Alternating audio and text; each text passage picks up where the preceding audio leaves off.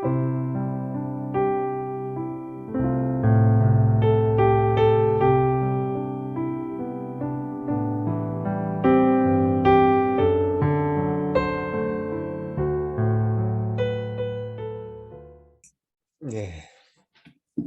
오늘은 이제 하나님께서 우리에게 주신 계명 그 가운데 첫 번째 계명에 대해서 이제 말씀드리겠습니다. 3절을 다시 한번 읽어보면 이렇습니다. 너는 나 외에는 다른 신들을 내게 두지 말라. 다른 신들을 내게 두지 말라. 첫 번째 계명이기도 하고요. 가장 기본이 되는 계명입니다. 가장 중요해서 첫 번째로 둔 것이기도 하고 또 가장 기본이 되는 이 첫 계명은 나머지 계명이 있도록 하는 기반이 되는 계명입니다. 이제 그런 의미에서 이 첫 계명 굉장히 중요합니다. 너는 나 외에 다른 신들을 내게 두지 말라. 하나님 외에 얼마나 많은 잡신들이 우리 주변에 있습니까?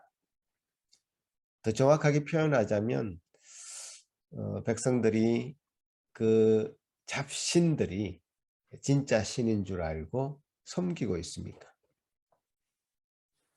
그 잡신들이요, 진짜 신이든 가짜 신이든 그것이 중요하지 않은 것 같습니다. 백성들의 마음이 그 가짜 신에게 빼앗겨 버리는 것이 문제입니다.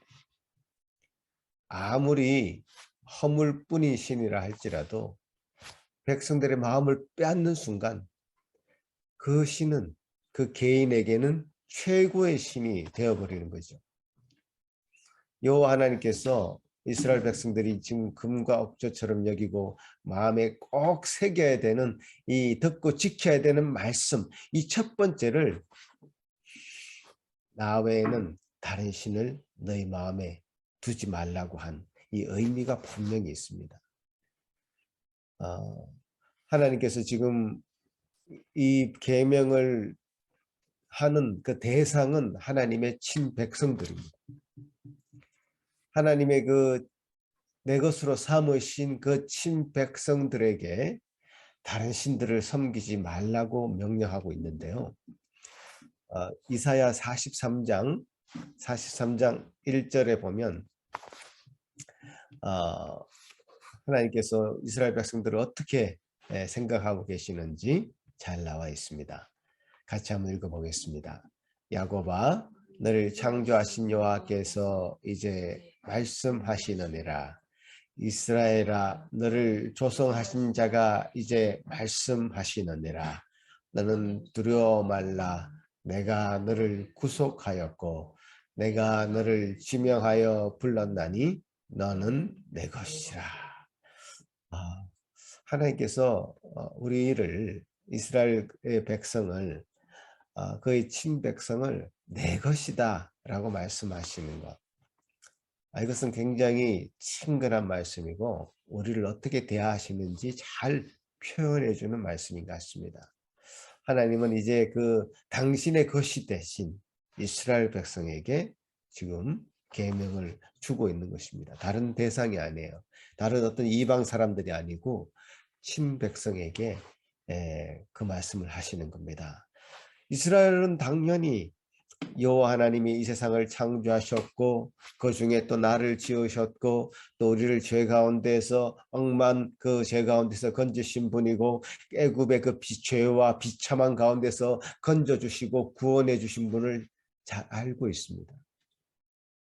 자기를 구원하신 분, 죄와 비참에서 건져주신 그 하나님이 우리를 정말 그 하나님이 그 친백성인 이스라엘 백성에게 지키라고 하신 여러 가지 계명 중에 첫 번째가 나 외에는 다른 신을 섬기지 말라라고 말씀하시는 겁니다. 제가 이 말씀을 곰곰이 생각해 보니까 좀 아이러니한 게 있어요. 하나님께서 이 내용을 왜 이렇게 강조하시는가? 왜 이렇게 강조하시는가? 여러분 이렇게 한번 생각해 보십시오. 우리 어린이 버전은 우리 아내가 얘기했고 우리 어른들 버전을 제가 한번 생각해 보겠습니다. 우리 집 아버지가 우리 집의 그 아버지가 친아버지인 거 우리가 잘 알고 있습니다. 우리를 낳아주셨고 또 길러주셨고 뭐 그분인 거 우리 아버지인 거 전혀 의심하지 않고 받아들입니다. 그런데 그 아버지가 어느 날 내가 너희들 아버지야 라는 것을 너무나 강조한다면 조금 이상하지 않습니까, 여러분? 그런 아버지가 가정에서 이 가훈을 정한다고 했을 때 그 가훈 첫 번째가 내가 너희 아버지다. 옆집 아저씨를 마음에 두지 말라. 이렇게 말한다고 생각해 보십시다. 그렇게 정하면 조금 이상해 보이는데 여러분 어떻습니까? 이상하지 않습니까? 네, 저는 이 부분에서 계속 질문을 던져본 겁니다. 여러분도 질문을 한번 던져보십시오. 성경을 보면서 자꾸 대화를 나눠야 됩니다. 성경과. 하나님이 이렇게 하시는 이유가 있을 것이다 분명히. 하나님께서 이 부분을 일계명으로 정하신 이유가 분명히 있을 것입니다. 우리는 그 하나님의 청량할 수 없는 그 지혜를 다 이해할 수 없고요. 그래서 분명히 하나님은 어떤 이유로 이 말씀을 하셨을 것이지 뭐 이상한 분이기 때문에 그렇게 말씀하신 것이 아니라는 것을 전제를 가지고 이 성경을 계속 들여다봐야 됩니다. 자, 그래서 제가 그런 묵상을 하다가 분명한 이유가 있을 것인데 그 첫 번째 이유는 인간 아버지는 우리가 믿음으로 받아들이는 것이 아니라 그냥 경험적으로 알게 되죠. 그죠? 경험적으로. 자꾸 내 앞에서 자기가 아빠라고 주장하는 그 한 사람이 계속 있었고 어릴 때부터 그 사람이 나를 돌봐주었고 좀 비슷하게 생겼고 경험적으로 알게 되죠. 그 아버지가 내 아버지다라는 거. 그런데 하나님은 그분을 우리의 하나님으로 받아들이는 데는 우리의 믿음이 필요합니다. 믿음이란 요소가 필요하죠. 그 인간 아버지를 우리 아버지로 식별하는 데는 어떤 경험적인 이성적인 것이 필요하다면 창조주 여호와 하나님을 우리 아버지로 받아들이는 데는 인간의 이성의 작용만으로는 가능하지 않습니다. 반드시 성령 하나님의 개입이 필요한 것입니다. 누구든지 성령이 아니고서는 그리스도를 주라고 시인할 수 없다고 하셨죠. 성령 하나님이 우리 마음에 작용하셔서 믿음을 불러 일으켜 주신다는 사실입니다. 그래서 우리는 보이지 않는 하나님에 대한 고백을 할 수 있게 된다는 점에서 우리 인간 아버지와는 좀 다르죠. 그죠? 그래서 우리가 하나님을 아버지로 알고 받아들이는 데는 하나님을 아는 지식이 필요한데요. 그 하나님을 아는 지식은 하나님이 우리에게 보여주신 그 계시에 한정될 수밖에 없습니다. 하나님께서 우리에게 계시해 준 만큼만 우리가 하나님을 안다라고 말할 수 있습니다. 그러니까 고로 우리가 하나님을 아는 지식은 굉장히 제한될 수밖에 없죠. 우리가 아는 하나님보다 하나님은 더 크고 높으시고 깊으십니다. 사도 바울이 로마서에서 깊도다 하나님의 지혜와 지식의 풍성함이요 라고 외쳤던 것처럼 하나님은 그 지혜가 지식이 너무 깊고 넓어서 우리가 청량할 수 없다. 그래서 그 하나님의 그 섭리 앞에 우리는 무릎을 꿇고 경배할 수밖에 없음을 고백해야 됩니다. 그러니까 문제는 이런 말씀을, 그러니까 1계명을, 첫 번째 계명을 나 외에 다른 신을 내게 두지 말라고 하신 이 이유가 하나님께 있는 게 아니라 우리에게 있으면 우리는 곧바로 눈치채야 합니다. 그 말은 무슨 말인가? 너는 내 것이라 삼으신 이스라엘 백성, 하나님의 친백성으로 삼으신 그 이스라엘 백성, 구원하여 주신 이스라엘 백성, 죄와 비참해서 그 탈출시켜 주신, 그래서 우리를 정말 구원하신 그 이스라엘 백성들을, 이스라엘 백성의 그 하나님을 그 하나님으로 모시지 않고 그 다른 신을 섬길 수 있는 여지가 우리 인간에게 있다는 사실이죠. 그 성경을 읽어가면 읽어갈수록 우리는 이런 인간의 실상들을 굉장히 깊이 느끼고 볼 수 있게 됩니다. 하나님과 아담은 얼마나 친밀한 관계였습니까? 아담이 바라볼 수 있는 분은 하나님밖에 없었어요. 다른 것을 선택할 수 있는 여지가 정말 없었던 그 상황에서도 아담은 하나님을 배반하고 하나님 아는 것에 마음을 열고 하나님 아닌 것에 마음을 두었던 것이죠. 인간의 연약함이라고 표현하기에는 부족할 정도로 참으로 악하게 하나님을 배반한 역사가 아담 이후에 우리 인간의 역사입니다. 성경의 첫 권 창세기부터 마지막 권 요한계시록까지 한숨도 쉬지 않고 우리 인간은 그 악한 역사를 기록해 오고 있었습니다.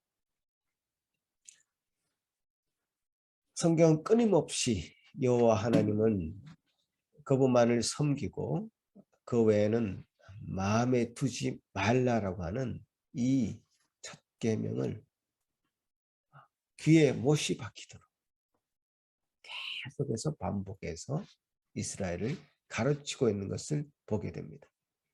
같이 한번 보십시다. 신명기 6장 12절에서 15절 말씀인데요. 얼마나 계속해서 강조하는지 몇 군데만 찾아보겠습니다. 같이 한번 읽어보겠습니다. 신명기 6장 너는 조심하여 너를 애굽 땅 종되었던 집에서 인도하여 내신 여호와를 잊지 말고 내 하나님 여호와를 경외하며 그를 섬기며 그의 이름으로 맹세할 것이니라. 너희는 다른 신들 곧 내 사면에 있는 백성의 신들을 따르지 말라. 너희 중에 계신 너희 하나님 여호와는 질투하시는 하나님이신즉 너희는 하나님 여호와께서 내게 진노하사 지면에서 멸절시키실까 두려워하노라. 자, 바로 출애굽기에서 하신 그 말씀을 바로 또 반복해서 말씀하시죠. 애굽 땅 종되었던 집에서 인도하내신 여호와를 잊지 말아라. 너 그 하나님만 섬기라. 질투하시는 하나님이다라는 표현이 재밌죠. 이게 어떤 상황인가 하면 우리가 알고 있는 그 친아버지를 버리고 옆집 아저씨를 아버지라고 부르는 상황이 발생된 겁니다. 쉽게 우리가 예를 들자면 이럴 때 우리 아버지는 어떤 반응을 보이겠습니까? 정말 답답하겠죠. 내가 지금 내 친아버지 맞는데 왜 옆집 아저씨 보니 아버지라고 그러냐. 정말 답답할 거 아니에요. 안타깝고. 그런 마음을 질투라는 인화된 표현으로 하신 겁니다. 자, 그 다음 성경 한번 볼까요? 신명기 13장 말씀 같이 또 읽어보겠습니다. 시작. 너희 중에 선지자나 꿈꾸는 자가 일어나서 이적과 기사를 내게 보이고 그가 내게 말한 그 이적과 기사가 이루어지고 너희가 알지 못하던 다른 신들을 우리가 따져 섬기고자 하랄지라도 너는 그 선지자나 꿈꾸는 자의 말을 청종하지 말라. 이는 너희의 하나님 여호와께서 너희가 마음을 다하고 뜻을 다하여 너희 하나님 여호와를 사랑하는 여부를 알려하사 너희를 시험하심이니라. 너희는 너희 하나님 여호와를 따르며 그를 경외하며 그의 명령을 지키며 그의 목소리를 청종하며 그를 섬기며 그를 의지하며. 자, 보십시다. 선지자나 꿈꾸는 자, 그런 자들이 이적과 기사를 일으킵니다. 예언도 하고 치유의 기적을 일으킨다고 말을 하고 돌아다니는 사람은 우리가 쉽게 지금도 보게 됩니다. 그런데 그 예언도 맞는 것 같고요. 옆에서 병 낫는 사람을 우리 눈으로도 확인할 때도 있습니다. 그럴 때 우리는 감정을 조절하지 못합니다. 정신을 잃어버리죠. 이 사람이 섬기는 신을 우리가 섬겨야 한다 라고 할 수 있는 것, 그런 할 수 있는 사람이 바로 우리 신자들이라는 뜻입니다. 이런 일들이 일어나는 것은 정말 우리가 하나님 아버지를 사랑하고 있는지 그것을 알려고 시험하는 것이다 라는 것도 말씀하시죠. 경고하시는 것은 이적과 기사만을 쫓는 신앙은 여호와 신앙과는 거리가 멀다라고 말씀하고 있는 부분입니다. 절대로 그들이 쫓아가는 다른 신이 있는 것 같습니다. 그 길로 따라가지 않기를 강력하게 요청하고 있는 것이죠. 신명기 18장 말씀 또 한번 봅시다. 또 같이 읽겠습니다. 만일 어떤 선지자가 내가 전하라고 명령하지 아니한 말을 제 마음대로 내 이름으로 전하든지 다른 신들의 이름으로 말하면 그 선지자는 죽음을 당하리라 하셨느니라. 내가 마음속으로 이르기를 그 말이 여호와께서 이르신 말씀인지 우리가 어떻게 알리오하리라. 만일 선지자가 있어 여호와의 이름으로 말한 일에 정음도 없고 성취함도 없으면 이는 여호와께서 말씀하신 것이 아니요 그 선지자가 제 마음대로 한 말이니 너는 그를 두려워 말지니라. 자, 이 땅에 많은 선지자들이 있어 왔고요. 지금도 스스로 선지자라고 하는 사람들이 있습니다. 그런데 그들이 여호와 하나님의 말씀이 아닌 다른 신들의 메시지를 전하고 있다는 그 현실을 우리가 직시해야 됩니다. 여호와 이름으로 말한다고 해도 정음이 없고 성취함이 없으면 여호와께서 말씀하신 것이 아니다라고 강하게 말씀하고 계시죠. 자, 신명기 말씀 한 장 더 보겠습니다. 18장 말씀입니다. 같이 읽겠습니다. 내 하나님 여호와께서 내게 주시는 땅에 들어가거든 너는 그 민족들의 가증한 행위를 본받지 말 것이니 너는 그 아들이나 딸을 불 가운데로 지나게 한 자나 점쟁이나 기륭을 말하는 자나 요술하는 자나 무당이나 신언자나 신잡자나 박수나 초혼자를 너희 가운데 용납하지 말라. 이런 일을 행하는 모든 자를 여호와께서 가증히 여기시나니 이런 가증한 일로 말미암아 내 하나님 여호와께서 그들을 내 앞에서 쫓아내시느니라. 내 하나님 여호와 앞에서 완전하라. 내가 쫓아낼 이 민족들은 기륭을 말하는 자나 점쟁이의 말을 듣거니와 내게는 너희 하나님 여호와께서 이런 일을 용납하지 아니하시느니라. 자, 이스라엘 백성들이 이제 40년의 그 방황기를 끝내고요. 광야 생활을 끝내고 가나안 땅으로 드디어 들어갈 때쯤 지금 이 메시지를 하는 거거든요. 이런 경고가 굉장히 더 강한 경고가 경고의 메시지가 나가죠. 여행하는 것과요, 정착해서 사는 것은 전혀 차원이 다른 삶을 살게 되죠. 그 지역에 뿌리 박혀 있는 사람들의 관습과 언어를 배우게 되고요, 또 그들의 문화를 접하게 됩니다. 그래서 점치는 자도 있고 무당도 있고 아들을 불에 태워서 제사 지내는 그런 문화가 이 가나안 땅에 있었다는 거죠. 그 가나안 땅을 점령하고 있는 여러 잡신들이 있었고, 그 가나안의 백성들은 그 잡신들을 섬기고 있는데, 그 백성들과 함께 지내게 되면 그들에게 물들게 될 것이 뻔하다.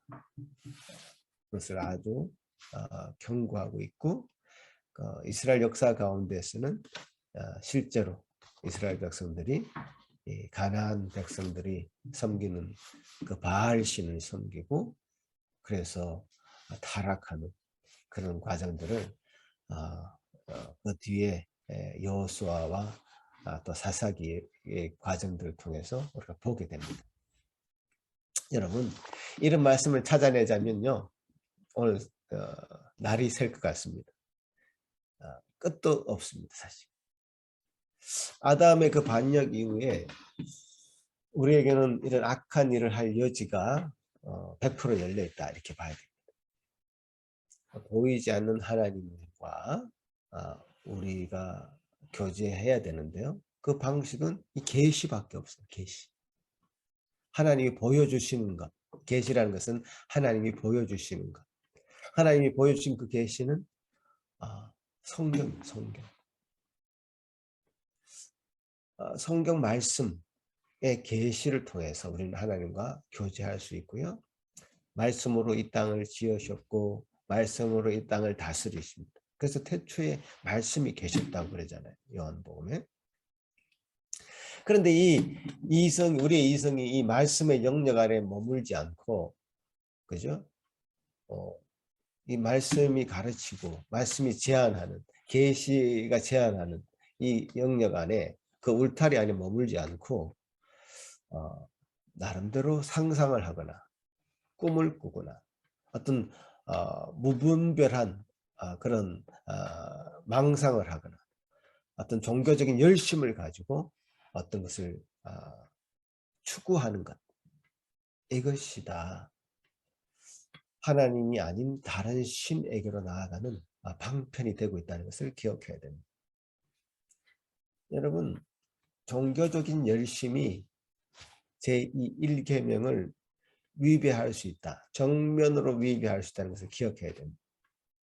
어떤 피조물을 향해서 자기가 대상으로 삼고자 하는, 섬기고자 하는 대상을 삼고자 하는 그 피조물에 대해서, 어떤 대상에 대해서 기도하고 또 예배 드리는 행위를 하는 것, 우리는 얼마든지 그렇게 변질될 수 있습니다.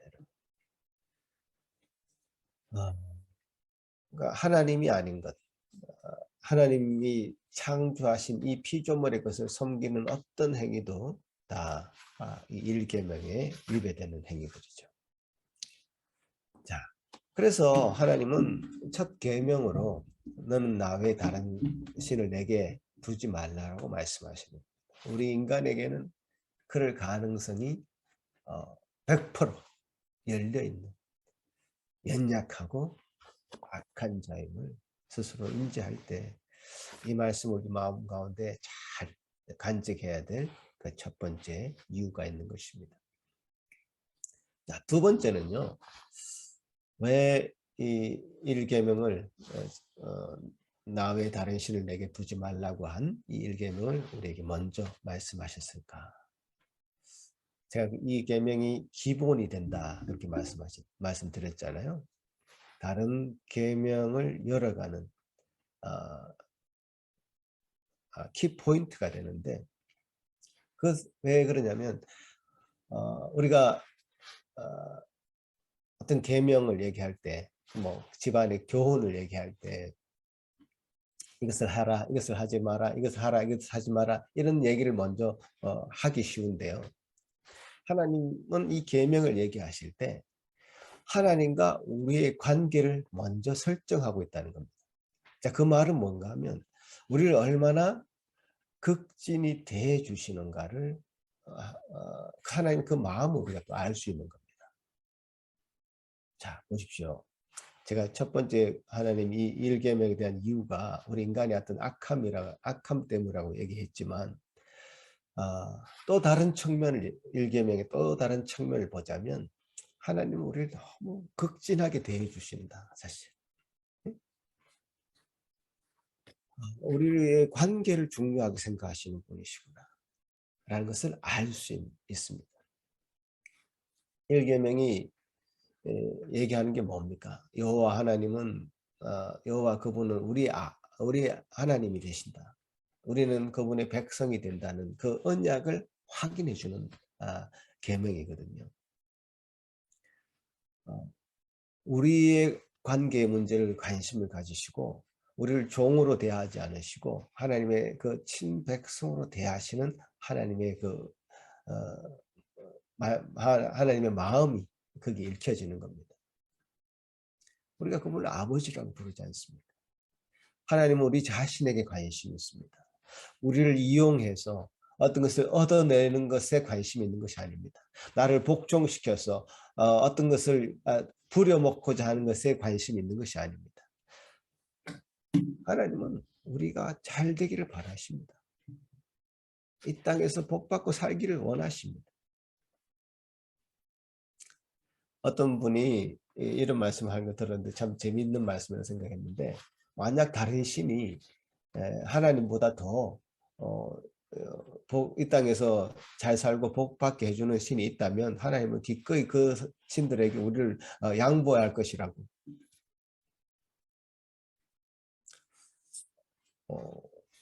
재미있는 말씀이라고 생각됩니다.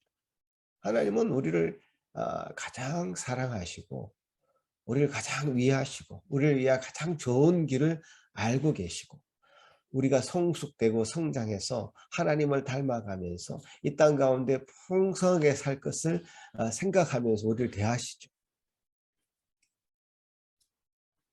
하나님 당신이 우리의 하나님 되시고 우리 아버지가 되시고 당신의 자리를 스스로 언약을 하신 겁니다.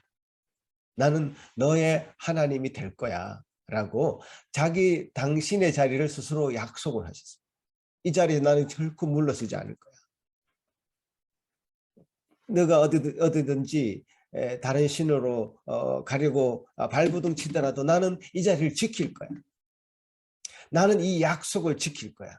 나는 너의 하나님이 되기로 한 그 약속을 나는 지킬 거라고 당신 스스로 언약을 하시는 거거든요. 어떤 이 계명에서 당신의 그 하나님의 의지를 볼 수 있습니다. 나는 당신들의 온전한 하나님이고 그 하나님됨을 나는 끝까지 지킬 거야 라고 하는 의지가 보여지고요. 실제로 우리를 위해서 당신 스스로를 내놓으시면서까지 희생하시면서까지 그 모든 약속을 언약을 지키셨죠. 그러나 이 세상의 잡신들은 우리의 관계를 중요하게 생각하지 않죠.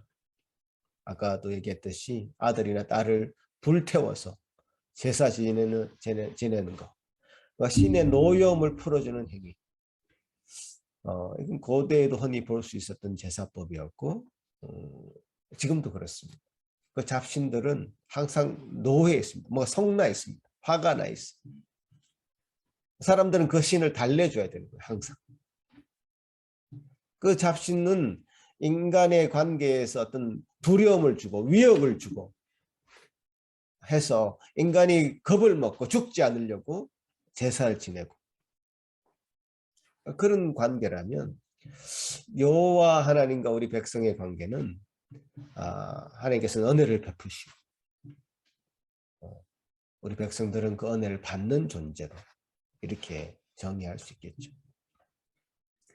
사람의 마음을 현혹해서 빼앗는 것이 잡신들이 노리는 거라면 하나님은 사람의 마음에 말로 다 할 수 없는 은혜를 채우시고 기쁨으로 감사함으로 채우시는 분이십니다. 이 첫 번째 개념인 거죠. 우리가 조금 다른 측면을 제가 얘기했지만 우리 인간이 그럴 수 있는 가능성이 있다. 다른 신의 눈을 돌릴 수 있는 가능성이 100% 열려있는 악하고 연약한 존재가 인간이다라는 것도 알게 됐고요. 또한 하나님, 당신은 우리를 자녀 삼으시고 백성 삼으시고 유일한 하나님으로서 그 위치에서 그 언약을 끝까지 지키실 분이라는 것도 우리가 알게 되었습니다.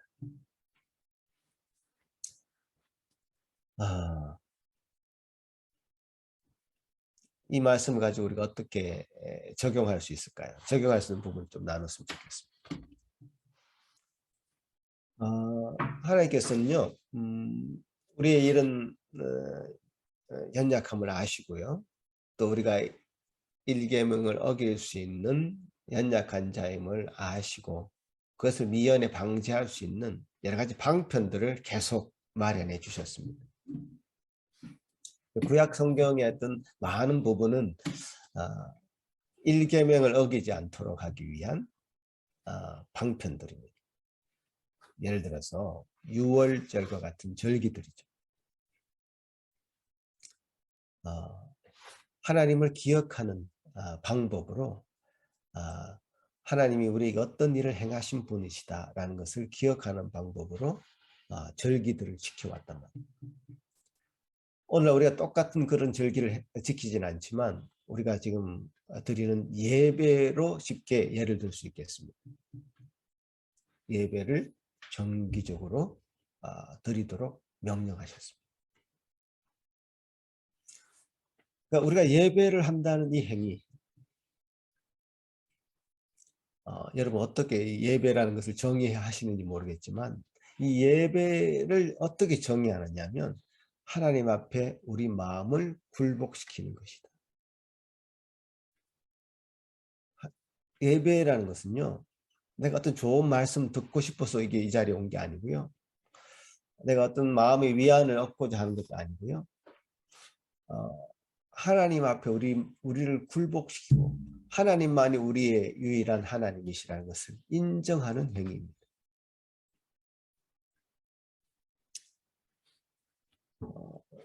정말 굉장히 중요한 세레머니죠, 사실. 하나님 앞에 다른 신은 내게 없다라는 것을 고백하는 행위로서 우리는 이 예배를 드리고 있는 겁니다. 하나님께서 우리를 위해서 하신 일을 기억하고 감사하는 자리. 그 연약한 마음을 강하게 하고 악한 마음을 돌이켜서 하나님께로 향할 수 있는 그런 자리. 그런 자리를 계속적으로 하나님께서는 마련하고 계시고 또 우리는 이런 예배 행위를 통해서 그렇게 하나님께 나아갈 수 있습니다. 성경을 계속 읽어가다 보면 수많은 제사 제도들이 나옵니다. 설명하기도 너무 복잡하고 힘들 정도로 많습니다. 절기들도 많고 하나님은 계속 어떤 분이신지를 기억하는 행위입니다. 물론 4계명에서 안식일을 거룩히 지키라는 명령이 이제 연관이 되어 있습니다만은 예배는 주일 외에도 그죠? 드릴 수 있습니다. 가정에서 또 직장에서 주중에도 새벽에도 저녁에도 예배를 드릴 수 있습니다. 예배를 드린다는 것, 내 삶의 주인은 하나님이십니다. 다른 신은 내게 없음을 고백하는 아주 중요한 행위입니다. 물론 그런 예배의 자리가 의무적이 되고 형식적인 자리가 되고 지루하고 빨리 끝났으면 하는 그 마음이 생기는 동시에 우리는 우리 마음에 하나님 외에 다른 신이 있음을 우리 마음이 인정하는 것이고 또 그렇게 쉽게 빠져갈 수밖에 없는 그런 상황이 될 것입니다. 이 예배를 소중하게 여러분 생각하시고 다루시기 바랍니다. 하나님 앞에 우리 마음을 굴복하고 하나님 앞에 엎드리는 그 시간이 되길 바랍니다.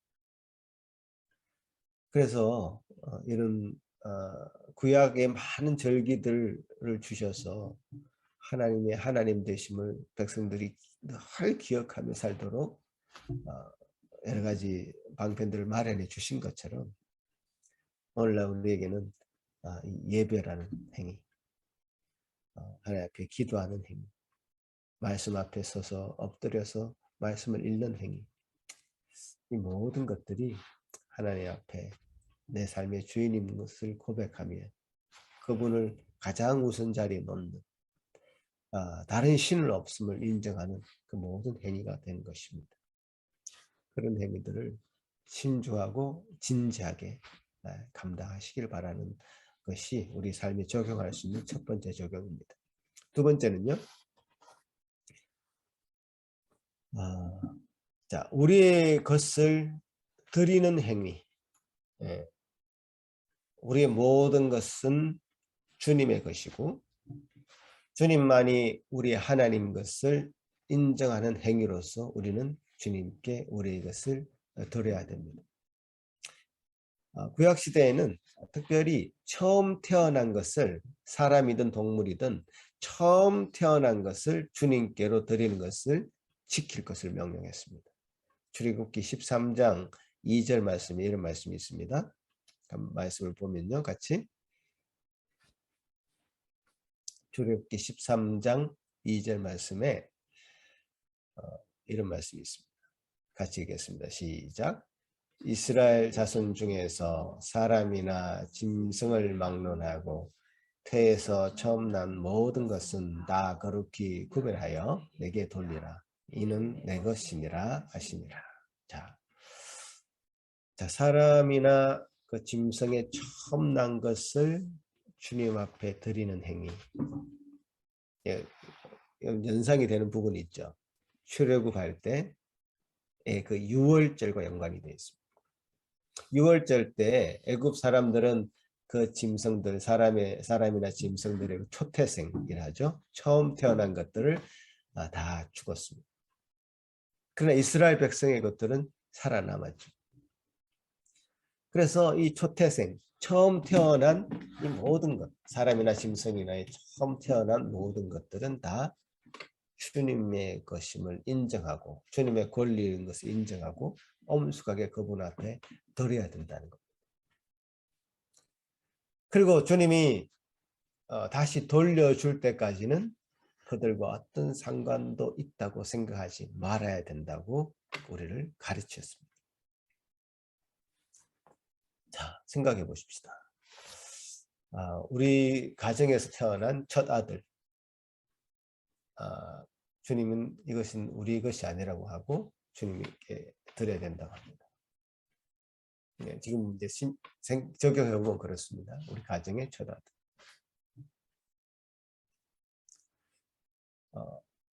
첫 아들이라고 이제 딱 명시하고 있지만 사실 첫 아들뿐만 아니라 우리 모든 자녀들은 우리의 것이 아닙니다. 하나님이 우리에게 맡겨주신 것이고 우리가 하나님 것을 잘 관리하고 있는 것이죠. 그래서 함부로 해서는 안 됩니다. 어떤 그 생명이 우리의 것이 아니라 하나님의 것임을 우리가 인정해야 되고 우리의 삶도 우리의 것이 아니죠. 그래서 우리의 생명이라고 우리 스스로 함부로 우리의 생명 자체도 자기 자신의 생명 자체도 함부로 대해서는 안 됩니다. 성경적인 원리죠. 그죠? 그래서 구약 시대에 초태생 처음 태어난 것을 하나님께 드리는 그래서 자기 물질을 바치는 그 행위를 하나님 훈련시키시면서 내 것을 내어드리는 그 행위 그것은 정말 하나님 외에 다른 신이 없음을 인정하는 행위로 이것을 연결시키는 거예요. 주님 내 것을 드립니다. 이것을 받아주십시오. 이 굉장히 중요한 신앙의 표현이었죠. 하나님 밖에는 나의 신이 없습니다라고 인정하고 고백한 아주 중요한 믿음의 훈련이었던 겁니다. 물론 이런 것들이 형식적이 되고 마음이 없는 행위가 되면 그 가치를 다 잃어버리죠. 그게 문제죠, 사실은. 자신의 것을 정말 진지하게 하나님 것으로 인정하면 할 수 있는, 그래서 그렇게 훈련되어진다면 정말 가치가 있는 훈련일 것입니다. 우리가 기도하는 것은 우리의 이 예배에 있어서 하나님 앞에 드리는 우리 예배 행위에 있어서 정말 우리가 하나님 앞에 최우선의 가치를 두고 그분밖에 다른 신이 없음을 고백하는 믿음이 드러나고 결단이 나타나는 그런 예배가 되고 있는가, 정말 점검해 봐야 되고요. 또 우리 어떤 드림이 정말 하나님 앞에 나의 모든 삶의 주인이 하나님을 인정하고 하나님 외에 다른 신이 없음을 인정하는 행위로서 우리의 것을 드리고 있는가, 그것을 점검하면서 이런 부분도 우리가 굉장히 중요하게 훈련받아야 돼. 그래서 하나님 외에 다른 신을 내게 두지 말라고 하는 그 1, 2계명을 정말 지켜나갈 수 있는 굉장히 중요한 방편인 것을 기억하시고 그런 우리의 삶을 통해서 하나님 영광 받으시기를 간절히 바라보는 것입니다. 기도하겠습니다. 아버지 하나님 감사합니다. 우리에게 주신 이 복된 날, 하나님 1계명을 우리에게 주셔서 그 첫 계명을 통해서 하나님은 어떤 분이시며 우리 인간은 과연 어떤 상태이며 또 우리가 어떻게 하나님 외에 다른 신이 내게 없음을 고백하고 인정하며 살아갈 수 있는지 함께 말씀을 나누었습니다. 주님 도와주시옵소서. 이 말씀을 통해서 참 우리가 더욱더 하나님 원하시는 삶 살아드리기 부족함이 없도록 이를 장성한 분량으로 성장시키시길 간절히 소망하고 감사하오며 예수님 이름으로 기도합나이다. 아멘.